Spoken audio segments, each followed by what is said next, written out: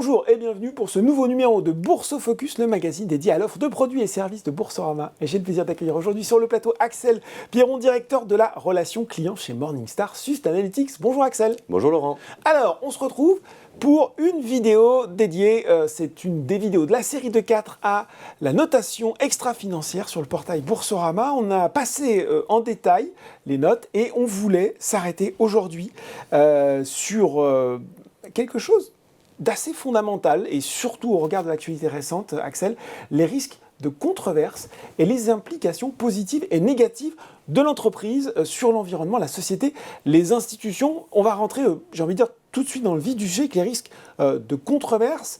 Quels sont-ils? Comment il faut lire cet indicateur? Et puis, quelque part, est-ce que tous les risques de controverse ont la même importance ou pas? Alors, c'est une très bonne question. C'est une très bonne question parce que effectivement les controverses donc, ont un niveau de risque plus ou moins élevé et on les évalue en utilisant la même échelle que celle des tempêtes tropicales, c'est-à-dire de 1 à 5. Okay. Donc 0, il n'y a pas de controverse. 1, c'est une controverse petit orage. Très faible. Et puis 5, c'est un ouragan. Exactement. Ouais. 5, c'est un ouragan. On va garder la métaphore météorologique. Tout à fait. Et donc nous, ce qu'on essaie de faire, c'est aussi d'avoir une approche, parce qu'on est aussi, on travaille avec des investisseurs responsables à travers le monde.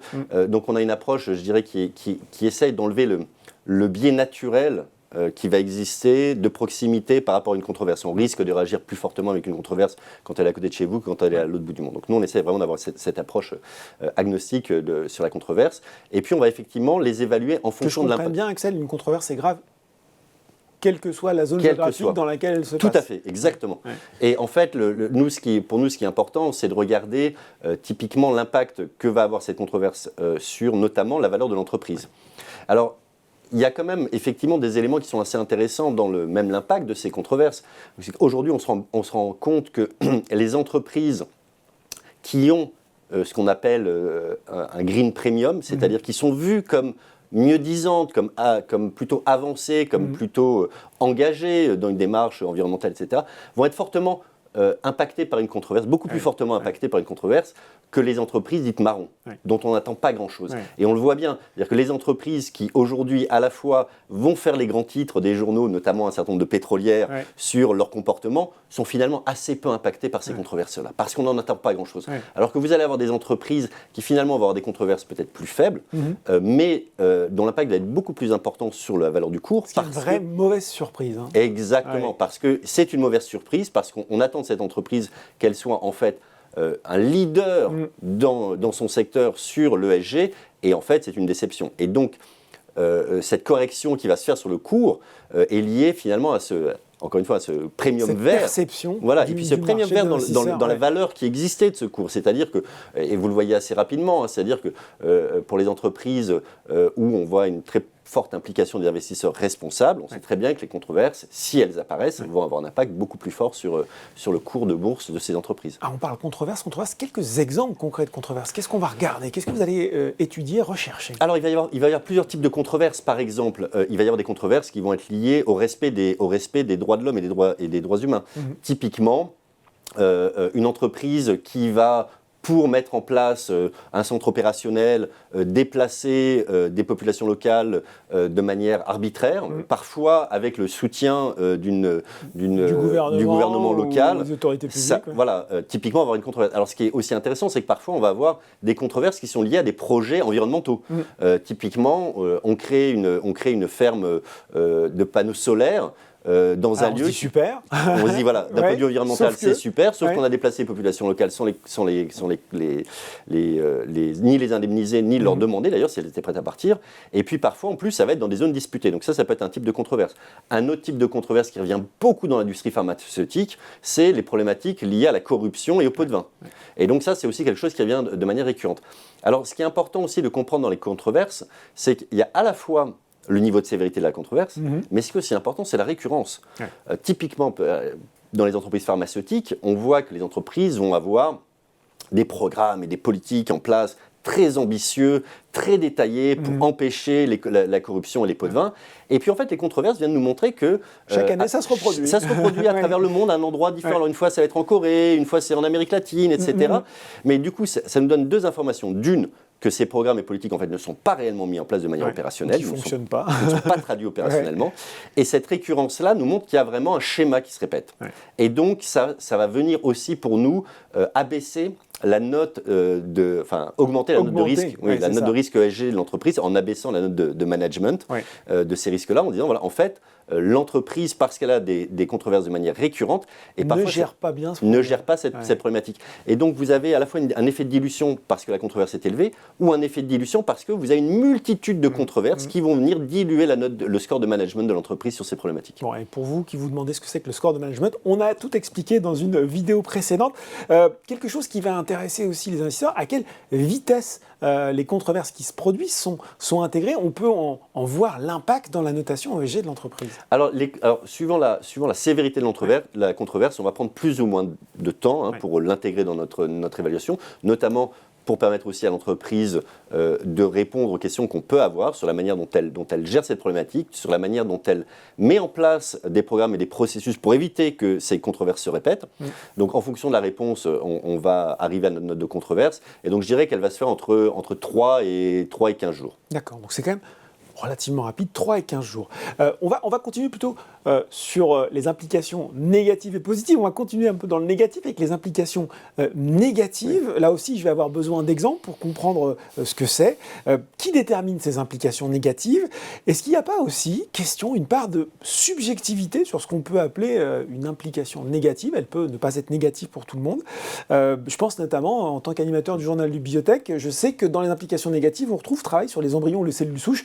On peut considérer en étant un défenseur de l'innovation scientifique et de santé que c'est une bonne chose. Alors comment ça marche tout ça? Alors en fait, vous avez tout à fait raison, c'est complètement subjectif. Et c'est d'ailleurs un des gros enjeux autour de l'ESG. C'est-à-dire que l'ESG, on parle de l'environnement sociétal et gouvernance. Donc, sur la gouvernance, il y a un certain nombre de bonnes pratiques qui sont très, très bien identifiées. Mais après, sur les impacts négatifs ou positifs, vous allez avoir une sensibilité qui va être sans doute différente de la mienne.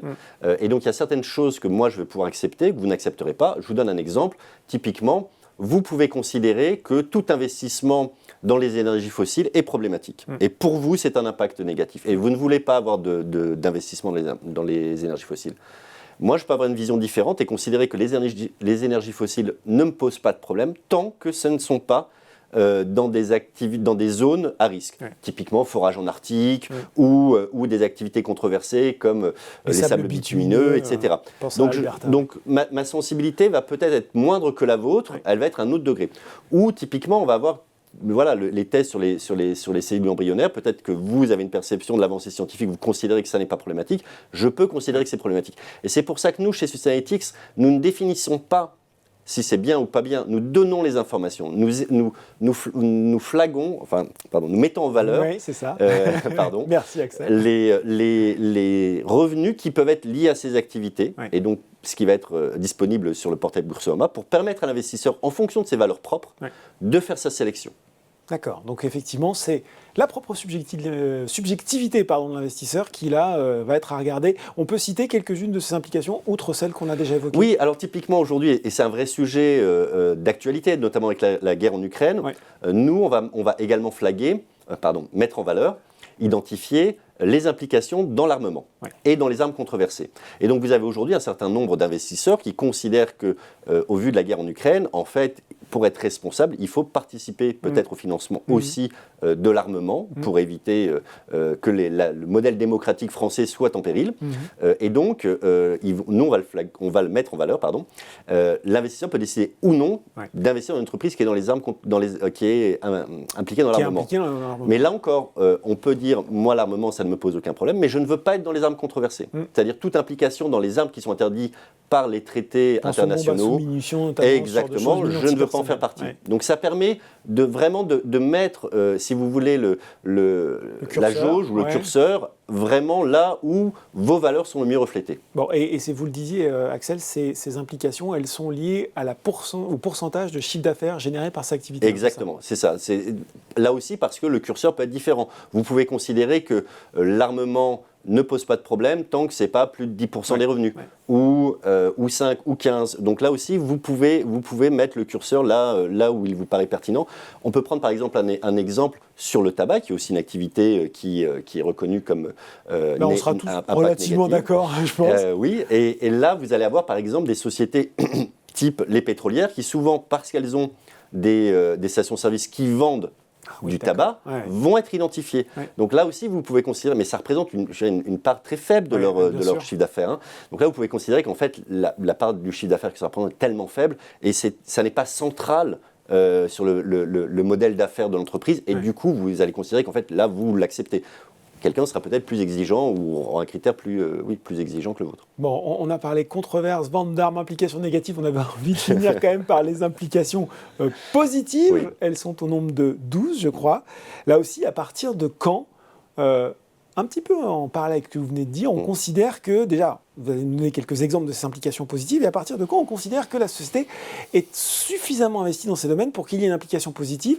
Et là, j'ai en tête forcément beaucoup d'entreprises énergétiques qui sont en transition, qui sont dans les énergies fossiles, mais qui financent aussi l'énergie renouvelable. Et donc, les associations écologiques les trouvent encore trop fossiles, alors qu'elles mettent en avant justement leur production d'énergie renouvelable. Comment tout cela se passe ? Alors, effectivement, là encore, on est dans la sensibilité à la perception. C'est-à-dire que ces activités dites positives, elles peuvent avoir des impacts positifs à la fois sur l'environnement, mais aussi on mesure des impacts positifs sur la société. Hein. Par exemple, tout ce qui est accès à la finance pour tous, à l'éducation, voilà, ce sont des programmes qui nous paraissent particulièrement pertinents, ou à la santé, par exemple, toutes les entreprises de pharmacologie qui fournissent des solutions pour les maladies rares ou les maladies très communes mais délaissées. Mais sans traitement. Voilà, sans traitement. Alors là, pour ça, on va se baser bien sûr sur le rapport de l'OMS qui identifie ce type de problématiques. On va les identifier comme participant au bien-être et à la bonne santé du public. Donc c'est un impact positif. Et là aussi, alors auparavant, on avait une approche qui était, je dirais, beaucoup plus conservatrice. Chez Sustainalytics, on considérait que l'entreprise devait générer au minimum 5% de son activité via son chiffre d'affaires. 5% de son chiffre d'affaires, via cette activité, pour que ce soit réellement une décision de l'entreprise de s'investir dans ce projet-là. Parfois, parce qu'on se disait, en dessous de 5%, ça peut être anecdotique. Ça peut être un accident. Oui, ça peut être le résultat d'acquisition et autres. Et aujourd'hui, c'est un niveau qu'on a en fait baissé parce qu'on s'aligne aussi avec l'évolution réglementaire. Et en Europe, vous avez une réglementation qui s'appelle la réglementation SFDR, qui parle de l'investissement durable et donc d'identifier dès les premiers pourcentages de revenus liés aux activités durables cette implication positive. Donc c'est pour ça que nous, on va vous donner le pourcentage et l'implication dans telle ou telle activité. Est-ce que cette liste, on l'a dit, éminemment subjective, elle est aujourd'hui, elle est figée sur les notes qu'on présente sur Boursorama. Est-ce qu'elle peut être amenée à évoluer avec le temps ? Alors elle pourrait être amenée à évoluer, on peut imaginer qu'elle évolue. Cela dit, cette liste, elle est quand même basée aussi sur les objectifs de développement durable comme définis par l'ONU. Donc c'est une liste qui quelque part, embrasse quand même de manière très large les objectifs à un niveau suffisamment élevé pour permettre, je pense, à beaucoup d'activités de rentrer dans ces différents objectifs définis par l'ONU. Bon, eh bien voilà, controverse, implication positive, implication négative. C'était la dernière vidéo, même si vous ne les regardez pas forcément dans l'ordre, qui explique la notation extra-financière sur le portail Boursorama. Merci beaucoup, Axel. Merci, Laurent. Bon, ce focus, c'est fini pour aujourd'hui, mais on se retrouve très bientôt pour un nouveau numéro.